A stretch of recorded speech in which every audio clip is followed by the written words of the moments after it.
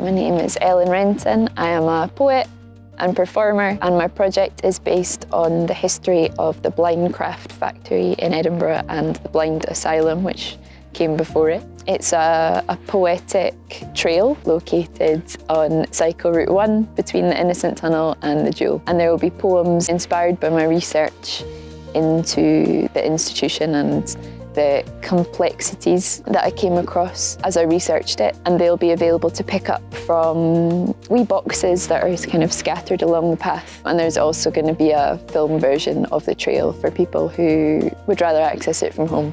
It's so often neglected, disability history, and it's so often not spoken about, and there's a lot of discussion around representation in current media or current films for disabled people.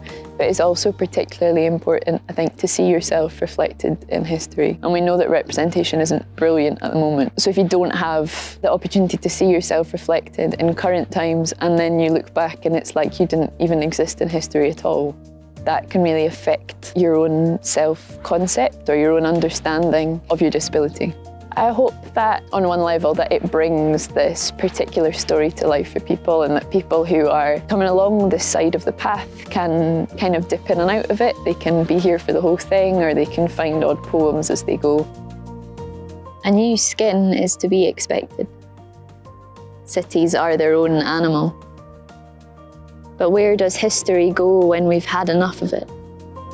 I hope to raise awareness about this particular story and this particular aspect of Edinburgh's disability history, but also to maybe engage in a wider conversation about some of the subjects that have come up in it for me, especially with having the voices of the blind and visually impaired people in the film version. I really hope that hearing that collection of voices makes audiences think about those subjects a bit more.